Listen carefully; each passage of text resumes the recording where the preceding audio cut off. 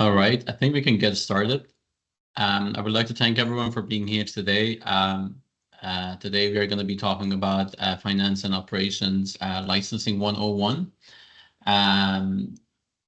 As most of you probably know, we have been talking about the license enforcement Microsoft have introduced a few months back. So today we are going to be covering how you can stay compliant and how you can stay informed.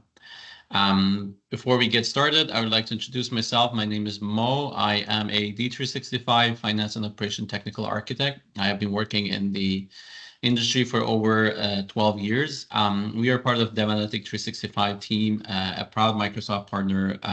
We are mainly focused on F&O implementation, as well as Power Platform and data and AI. I'm going to pass the floor to Nastaran for a quick introduction. Hello everyone. Thank you for joining our webinar. I'm Nastan Hakimi and I'm D365 Finance and Operation Technical Consultant and Lead Developer at Dev Analytics. All right, thanks, Nastaran. So very brief explanation on the agenda today. We're going to actually get started with a client success story, how we applied actually the techniques that we are going to be talking about today, and how easy you can achieve results, within a short period of time if you're aware of the licensing changes that the Microsoft are introducing. Then we will talk about a little bit of a basics, what are the 101 of licensing for Microsoft. A lot of people say you need a PhD to get to know how licensing works in Microsoft. We are trying to give you that PhD course in 1 hour. So hopefully that will be useful for you. So the way we are going to introduce the licensing enforcement is to actually tell you how you can stay compliant, what are the policies. However, while you want to stay compliant with Microsoft guidelines and new policies, you want to make sure that you bring your costs under control. And that is a very important factor because the honor-based system was much easier to manage from a cost standpoint. Now with the validation that Microsoft are going to put in place, a lot of the clients, they are going to feel the burden of the extra licensing costs. We also want to cover the SOX or SOD, separation of duties compliance aspect, which is highly important for heavily regulated industries, but also for other industries, because last thing you want is that you open up your ERP system to fraudulent activities. And finally, once you figure that out, how you can stay compliant with Microsoft policies, how you can have costs under control, and how you can be compliant from a separation of duties standpoint, what are your options to buy licenses from Microsoft? There are a couple of options we're going to talk about. There are pros and cons for each of these options, and we hopefully going to talk about that a little bit in the end. With that being said, I'm just going to start with a client success story at DevAnalytic 365. We have been dealing with a number of clients in the past few months where they were looking into their licensing and their renewal. We actually worked with one of our clients. They are in pharmaceutical industry. They had over 2,000 active licenses for about 1,800 users. They were 1.5 million in annual licensing costs, and they had a huge risk of non-compliance with the Microsoft upcoming enforcement. What we did, only in 3 weeks, we actually did a full license review. We identified all the users that were under license, all the ones that were over license.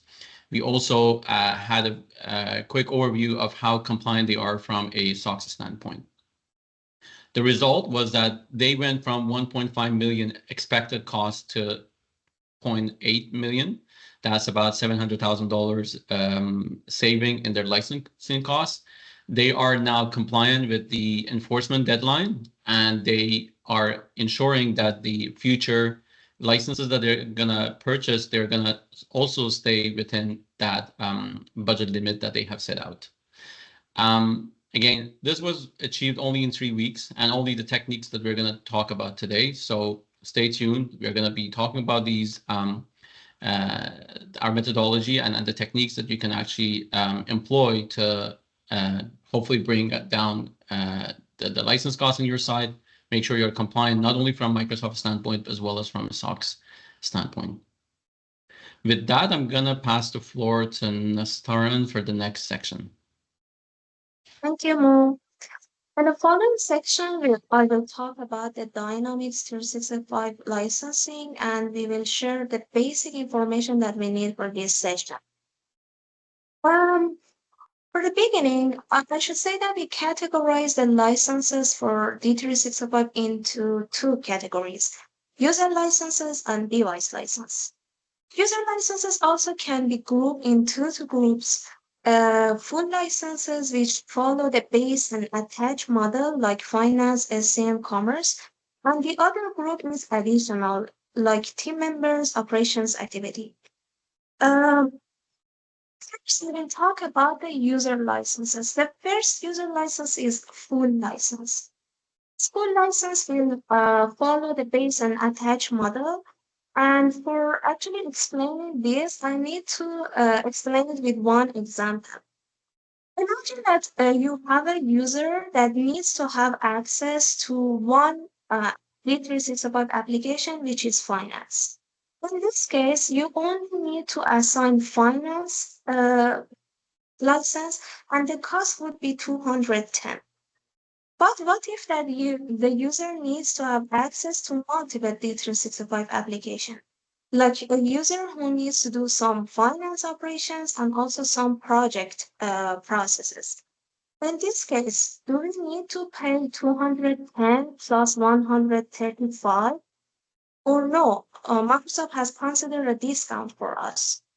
The good news is that in these cases, Microsoft always say that you should pay for the highest price license, which we consider as a base license, and for the other licenses, you only need to pay $30.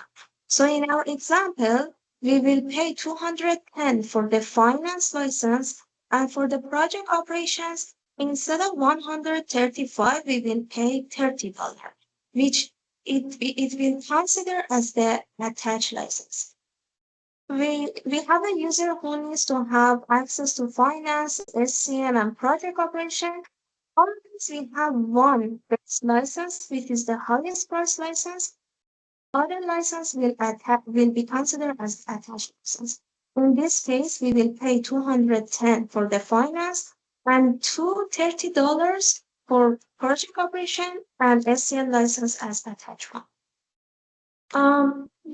Here I actually put the table that I get it from the Microsoft Guide license.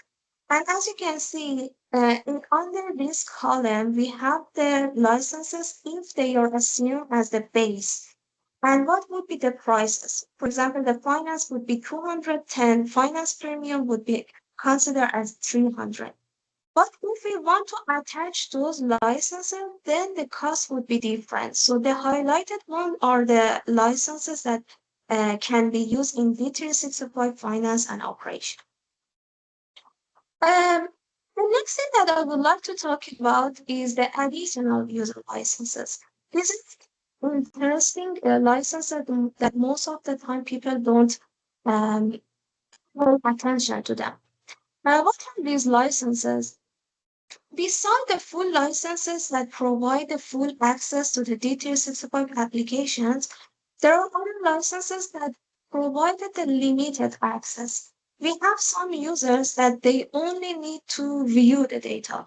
They don't need to do edit or work with all the operation in one module.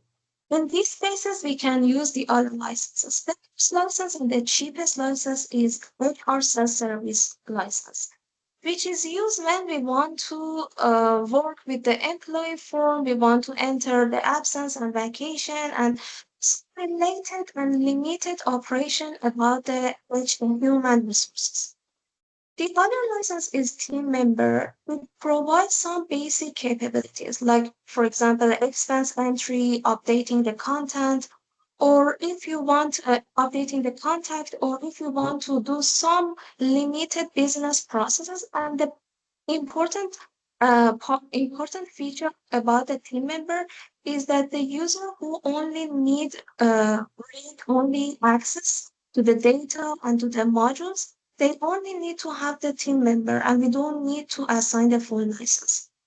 The license is operations activity, which actually provide more capabilities rather than team member. Like, for example, if you need to do some approval, you work with the workflow and some limited, again, operations in the system, then operations activity would be enough for your user.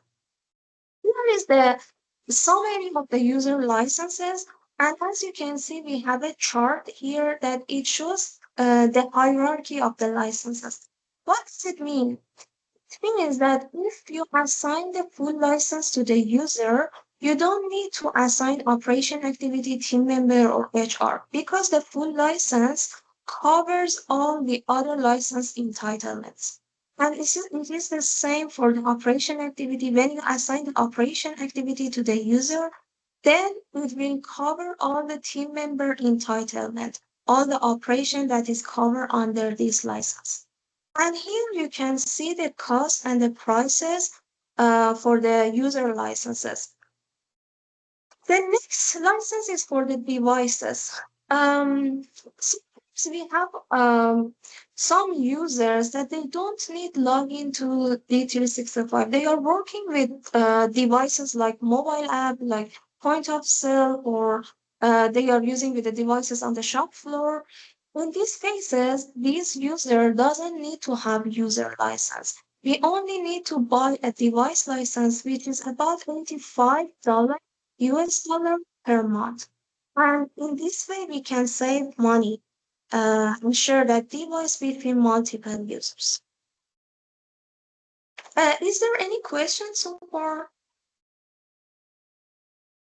Yeah, please feel free to type your question in the chat area, and we'll make sure that we'll answer those questions as we go along the presentation or at the end of the presentation. So now that we got the basics of licensing covered, we're going to talk about the recent announcement from Microsoft.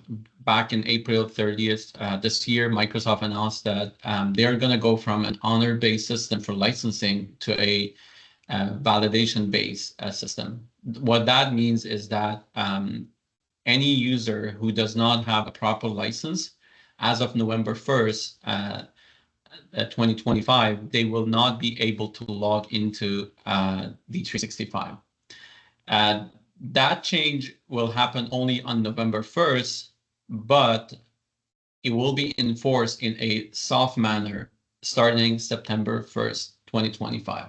Meaning in 4 days, all the users who are signing into your D365 production environment, it's important to note this is only applicable to your production environment. They will not, they will be able to log in, but they will get that warning message at the top saying, hey, you have not been assigned the right licenses. Contact your admin so that they can, assign that license to you. We'll talk about what would be the procedure to assign licenses to users in a little bit. But essentially, those are the 2 dates that you want to keep in mind. Number one, September 1st, literally 4 days from now, where your user will get that warning when they log in. And the second date is November 1st, when they actually cannot use your system anymore. The moment they're going to log in, they're going to Microsoft are going to automatically check their licenses against what they have to have. If there is no match, meaning their license, if they require a finance, but they have no finance, or they have a different license like an SCM, they will not be able to log in. That's a major shift from Microsoft, and all clients, all D365 users should be ready for that before that date kicks in. So this rule is going to apply almost to all users, but there are some exceptions. Here in this slide, we're talking about a few exceptions that are going to be there. And these exceptions are temporary. Most of them are temporary exceptions. They will not, they only exist because Microsoft are at an earliest stage of enforcing the license validation. So number one is your system admins. if you have any user in your D365 production environment that has the role sysadmin or system administrator, they do not have to have the right license. Again, one way to bypass the rule is to assign system admin to every single user in your environment. But again, that's not a solution, obviously. It's just that it bypasses that check. But again, if you have system admins, your IT teams, the people who do administration in your in D365 FNO, they will not get that enforcement as of November 1st. The second one is external guest users. So if you have a partner, for example, that access your D365 FNO environments, they with their own ID from the partner side, this will not be enforced. This is a rare situation. Normally, most of the users are internal. If you have device users, as Nastaran spoke about briefly, those are not going to be impacted also by this enforcement. And again, the keyword here is yet. In the future, Microsoft are going to apply these rules to even the device users. If you have users that are only in your non-prod environments, they will not be impacted. So if you have a user, a developer, for example, that only do some QA and testing in a UAT environment or a QA or test or development environment, as we call them, the CHE, the cloud host environments, they will be impacted as well. Finally, if you have service accounts for integration, if you're bringing data from external apps and use a service account, since it's not using the same login mechanism as a regular user, these rules will not apply to them. And again, yet. Most likely, Microsoft will enforce these rules for anything, all of this that we have here probably in the near future. Even service accounts will get that enforcement. There's one more exception, and that's a time-bound exception. If you are renewing your licenses between April 2025 and September 2025, end of September, basically, you will not get the enforcement on November 1st. You will get it approximately 12 months later. So again, if you're renewing your licenses in the next month almost, November 1st will not apply. Will probably be September 2026. When the enforcement will be enabled for your users. So that's a bit of a grace period that Microsoft are providing for the clients that are actively now renewing their licenses. We have had situations like this, and we talked to Microsoft extensively about this exception, and that is something that's only going to apply to everyone who is applying before everyone who is renewing their licenses before September 2025. If we could go next slide. Okay, in the next few slides, Nastaran is going to talk about, now we know that the license enforcement is coming. How can you stay compliant with the policy? Yeah, thank you, Mo. This is a really important question, how to stay compliant with the policy. We provided a high-level chart to make the process really simple, and then in the next slide, we will talk about the details. So for staying compliant, the first thing that you need to do is check the license usage report in the Power Platform Admin Center or LCS. And see how many available licenses you have and how many licenses you have assigned to the users. And there is a section there that you can search the users with unassigned licenses. And there you can identify the missing licenses. There is only users without valid license, then you have to check if you have available licenses to assign to those users. If you don't have available licenses, then you have to purchase the licenses. I'm highly recommended that to start this process soon because purchasing license will take time. If you have available licenses, or at least you're in a good situation, you should go to the Microsoft Admin Center and assign the missing license to the user. And that's it, your licensing is compliant. On the next slide, I will talk about those environments that we mentioned in the chart. So the first environment is Power Platform Admin Center. This environment is used to managing different tasks, and one of them is checking the licensing. As provided here, when you click on this URL, and if you have the admin access, you can see the finance and operation licensing. And as you can see there are different tiles here. The most important tile is this one to stay compliant. There are some users, for example, in this for this client, there are 42 users that they don't have the requiring license. And we need to do some action for these users. In the other tiles, you can see the available licenses and the assigned licenses per license. For example, here for the supply chain management, we have 311 available license and 70 license has been assigned. So if we click on the total users requiring a license, then it will show up the list of the users who needs to uh, have the suitable license. For example, this user needs to have finance and supply chain management license. And if you click on the missing license, the pop-up will show up. It shows what license we should pick, and it actually detects the base and attach one.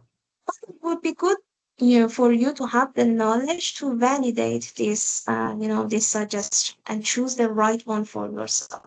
Then there is a button here that if again you have the admin access to the Microsoft Admin Center, and if you click on this button, then you will go to the Microsoft Admin Center and you can assign the missing license. In this example, I assigned the finance and project operation license to my user in the admin center.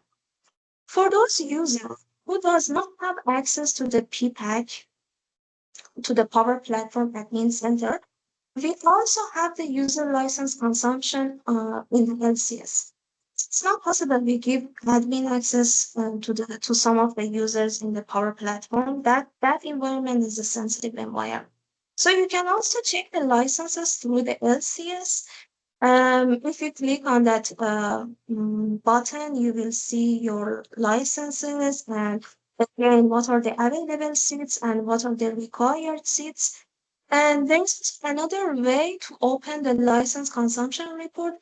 If you have a native account for your client and you are not the external user there, then if you click on the user license consumption tile at the beginning of the landing page of the LCS, then the user license consumption will show up just like the PPAC report. And I can say that this report is more user friendly and you can work with it better than the other report. Yeah, here, for example, we click on the finance license and we wanted to see uh, what user doesn't have the required license. Some bugs and issues with these licensing reports. For example, we assign to some of our users the full licenses, but we saw that in the reporting it shows that you haven't assigned the HR self-service licenses, which it doesn't make sense as we actually follow the hierarchy and we assign the full license to those users. And also, some people reported that in those licensing reporting, it asks for the license for the users that are not active in their production environment, which again, it doesn't make sense. Also, as we said, external users are exemptions, so we shouldn't receive any error for vendor collaboration portal users. And there's an issue. It's not a bug, it's an issue, or we can say it is a feature, but it's not good for us. That these licensing reports, the LCS1 and PPAC, refreshes every 24 hours, which we don't like it because if you change your rules to change the licenses, then always you have to wait a day and see the changes on those reports. Okay. Now that we know about the basics of the licenses and how to stay compliant, and the other question that we would like to answer is that is there a way to optimize the license cost? The good news is that the answer is yes. For optimizing the license cost, we have different options. The first option is that we try to free up unused licenses. For example, we have some users that are not active in the system, but we have assigned the license to those users. The other option is that we know this fact that the licensing is tied to the security role. And if we optimize the role, then it means that we can optimize the licenses. So we should always follow these rules that align user access to their need and avoid giving high level extra accesses to users. The other option that it is important and usually people forget about it is that after we assign the required licenses, we need to do regularly review on the license usage and make sure that our license usage hasn't been changed. Or if things any changes on the road, we make sure that we are following our rules and we are not upgrading the licenses. Okay, for the free of unused licenses, in the contract we had with Microsoft, Microsoft actually knows this PPAC enhanced version report, and there is a tile named over licensed users. Unfortunately, this report hasn't been released yet, but if it gets released, you can check this tile, you can click on this tile and check what licenses are assigned to these users. You can remove those licenses from those users and you can free up those unused licenses. The other approach, as I said, that we have to detect inactive users. Sometimes people forget to inform IT people that there are some users that are not working with the system anymore. So in that cases, we can check the existing report in the system, and one of them is user activity agent report that is introduced under the user security governance feature. In that report, you can check the last logon date. And if, for example, the last logon date is less than 4 months ago or before 6 months ago, you can assume that those users are the ones that are not actively using the system. For your convenience, you can also set up the alert rule and set those conditions. And also you can create a bad job to automatically delete and disable those inactive users. Okay, we see that there is a rule that if we want to optimize the license cost, we have to optimize the security rules. They are completely related to each other. So we can optimize the security roles. The first step is that we gather info as much as we could. We know about our user roles. We know about the user's activity. For tracking the user activity, we can use the telemetry data feature and the feature that Microsoft provided for D365.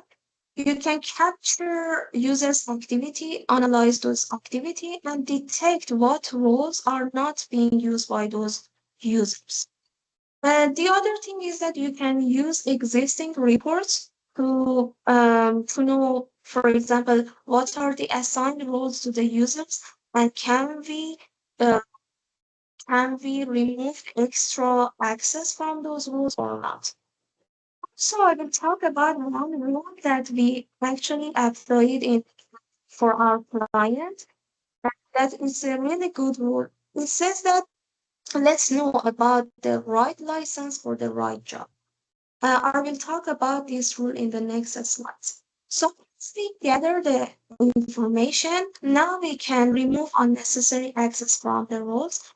Uh, we have to clean up our role duty, privileges, and make sure that user has the access only based on the requirement they need.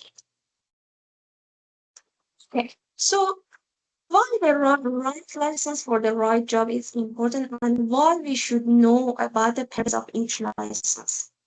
It's really important because you know what is the purpose of each license, then you can detect the licenses that doesn't match with the user role. For example, we said that a team member license will provide read-only access to data. So imagine that you have a role that is a customer service or customer support or I don't know, any support related role.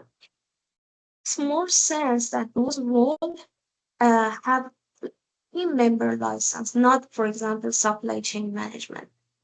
You see in your report that that role is assigned to SCM license.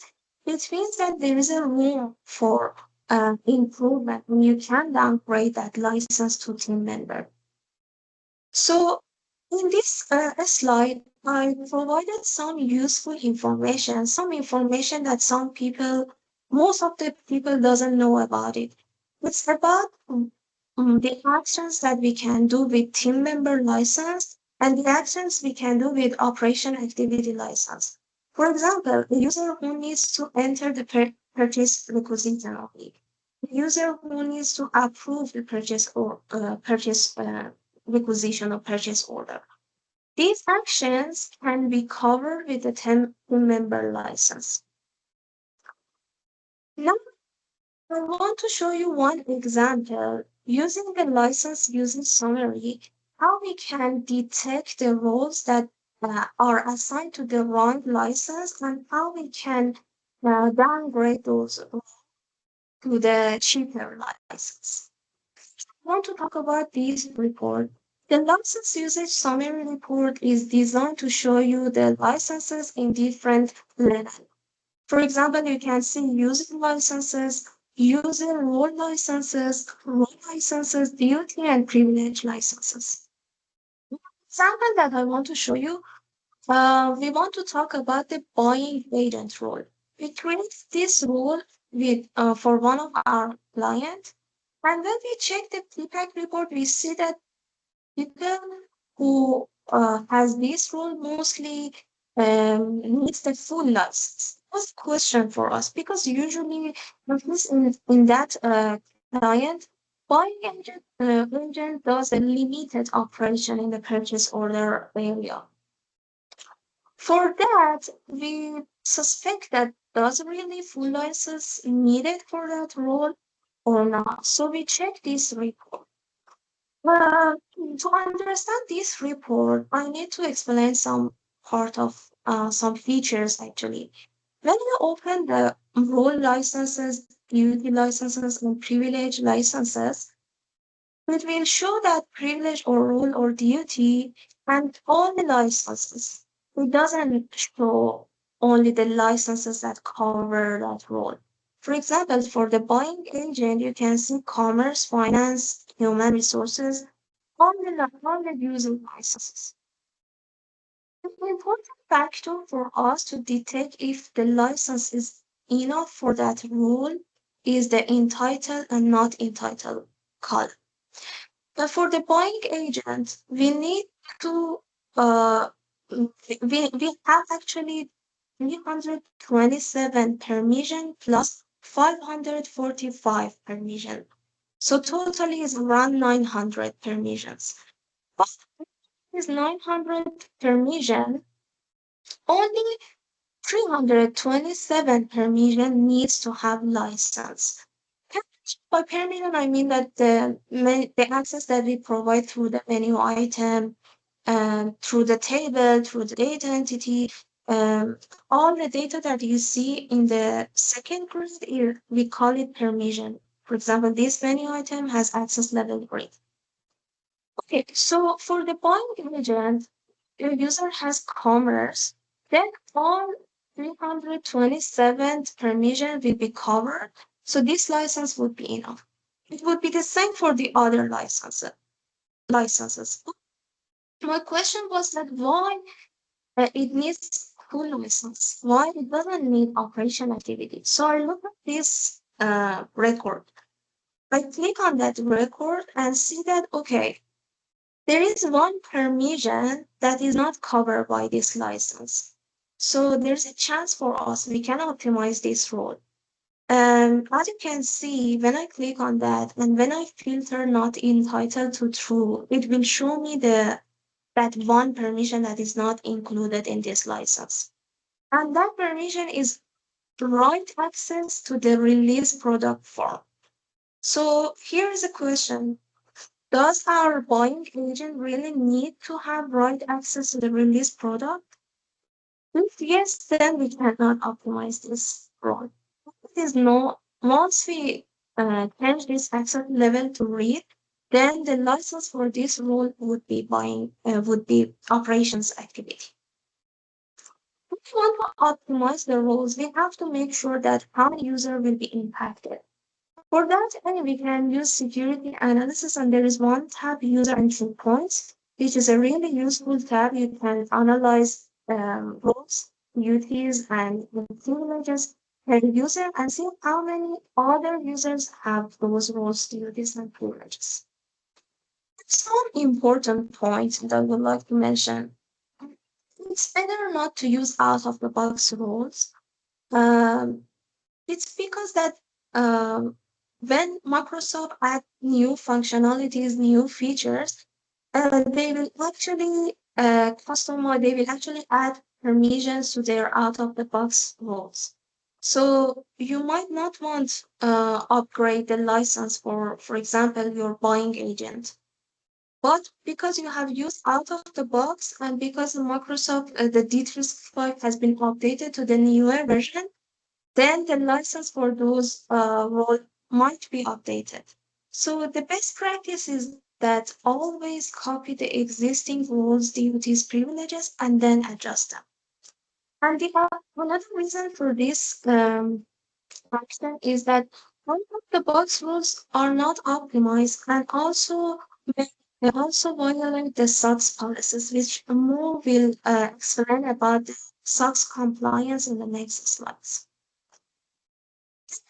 And the last actually recommendation to optimize the license cost is that we regularly review our license usage.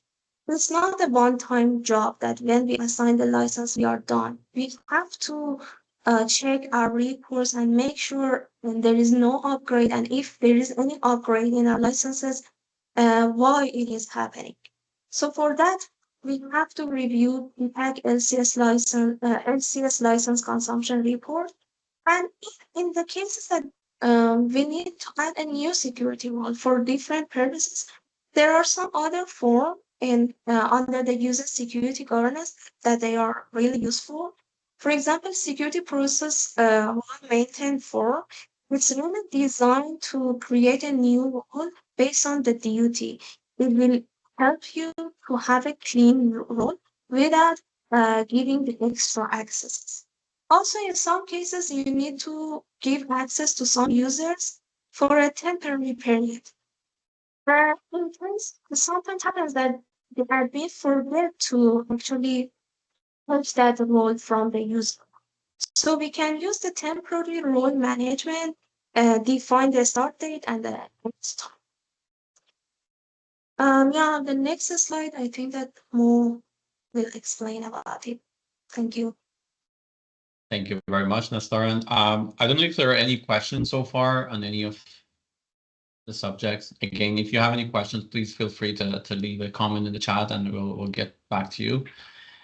So yeah, as we went through all these license optimization initiatives with different clients, one of the main questions that was brought up is that how can I know what pages are visited by which users in my organization?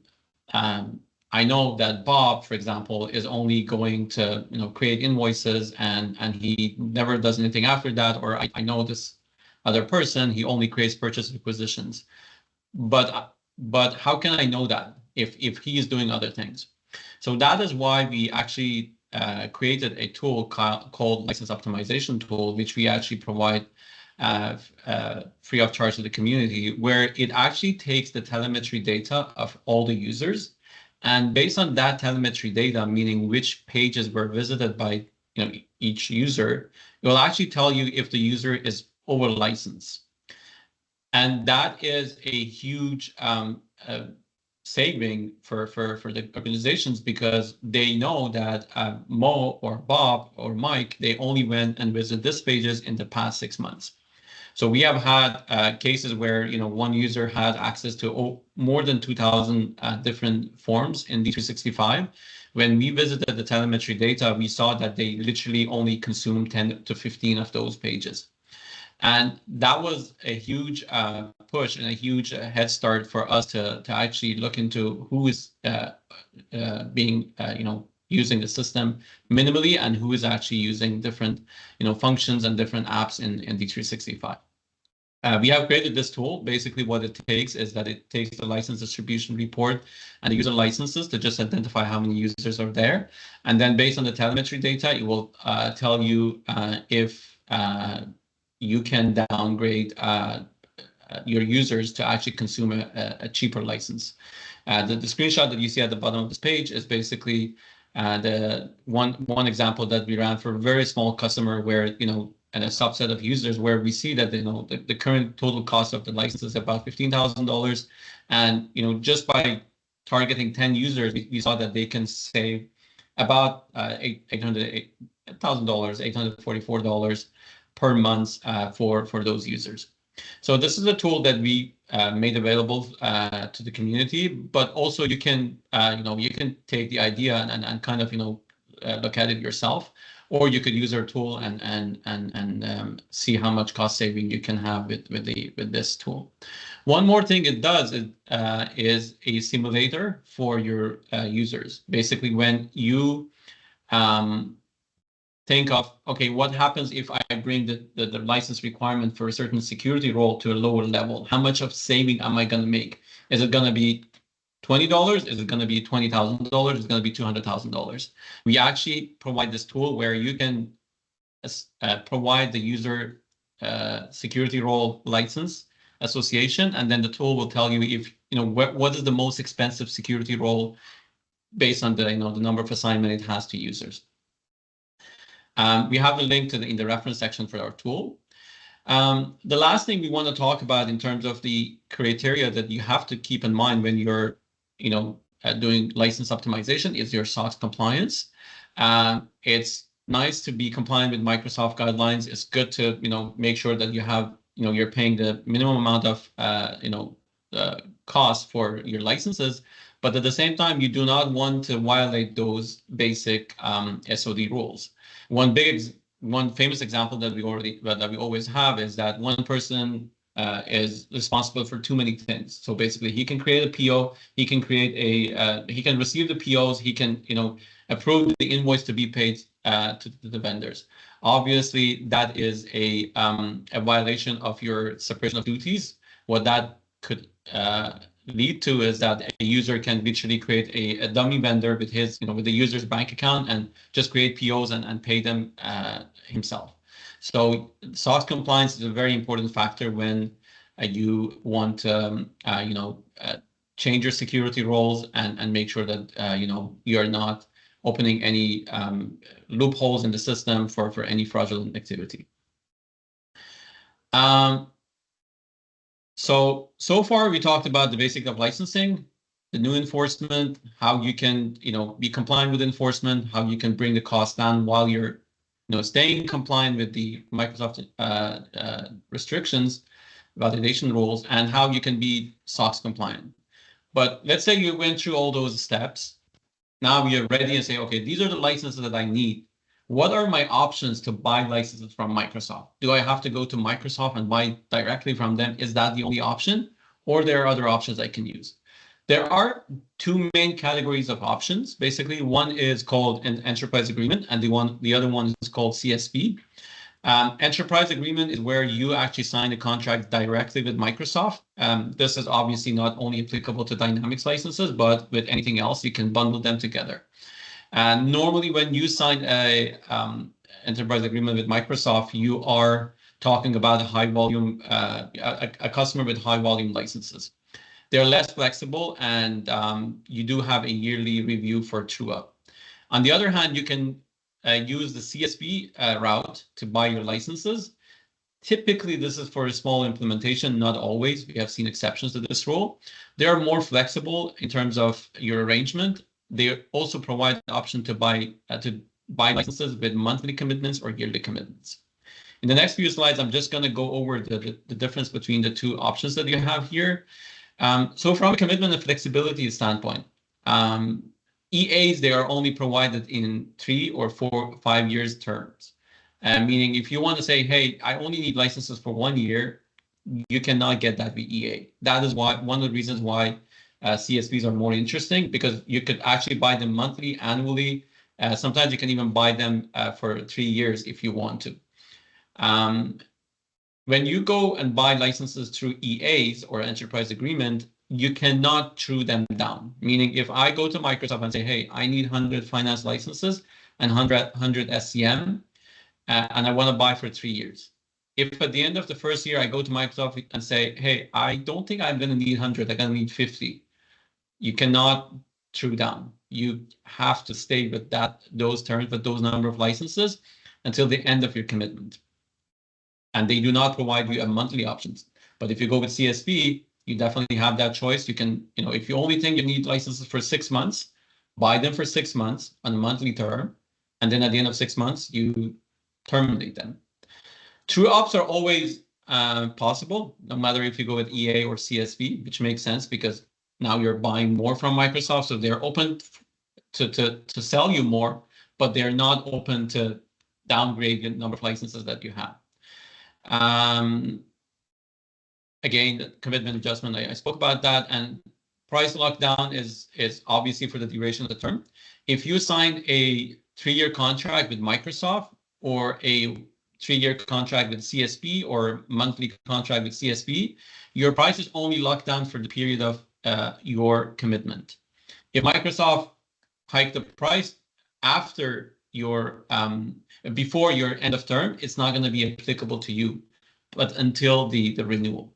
So obviously, in the case of Microsoft Enterprise Agreement, since you're going with the long term, you're a little bit more protected in terms of the price increases.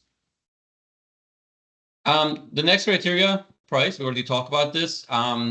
Typically, EAs are more interesting when it comes to discounts because you're directly buying from Microsoft and you're buying for larger volume. So obviously there's a volume discount. If you go with CSPs, they normally cannot beat Microsoft in terms of pricing. We have seen, again, exceptions where a CSP could actually provide more competitive pricing even when compared to Microsoft.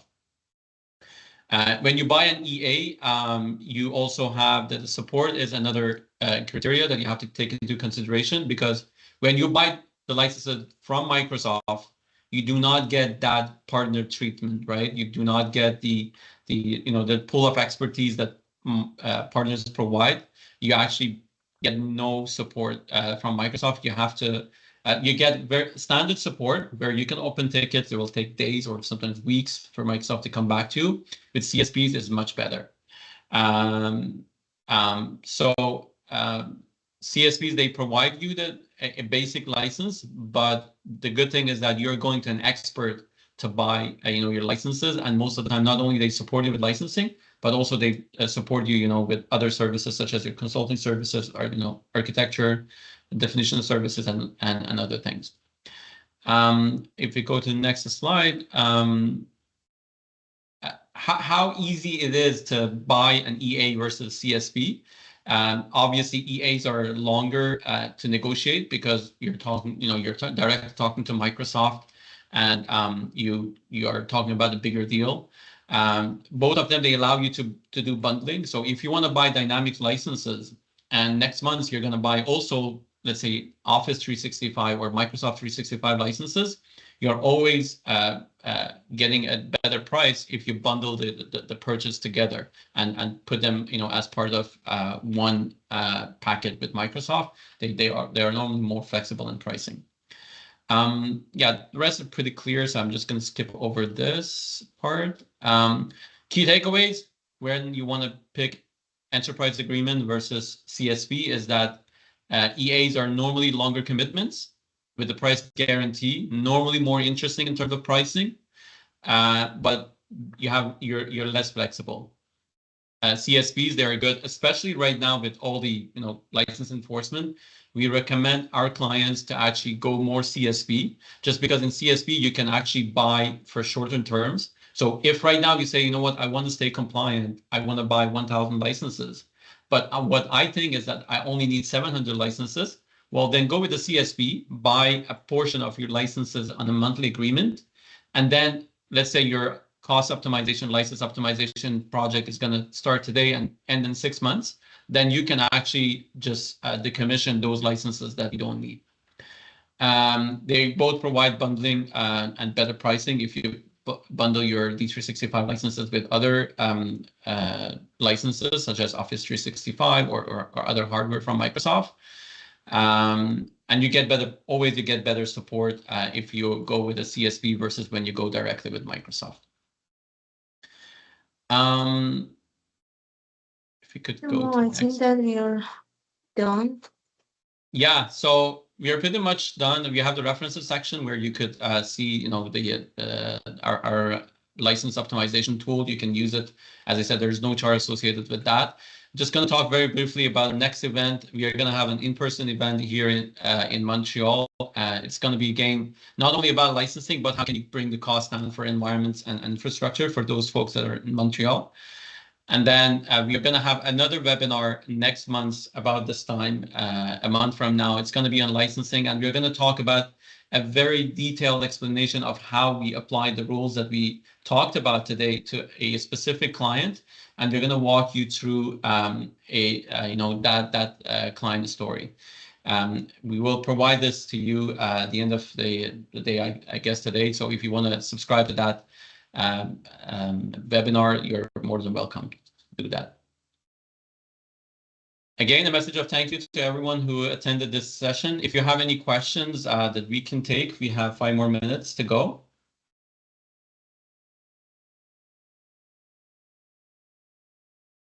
Yeah, we got one question from Joe. Where is the Microsoft getting the data, or which reports are they going to use to drive enforcement? How do I know if I need to comply? So that's a good question. Basically, the question is that how do Microsoft know which licenses do I need today?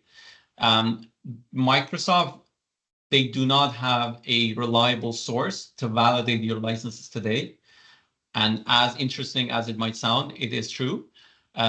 They do not, the current reporting that's in PPAC is still in preview. The reporting in D365, the USG reports are also in preview. So there is no one single source of truth where you can rely on and true up your licenses. However, this is going to change at the end, hopefully in the next 2 months before the start of the hard enforcement, which is November 1st. Thank you for the question. Are there any other questions that we can take?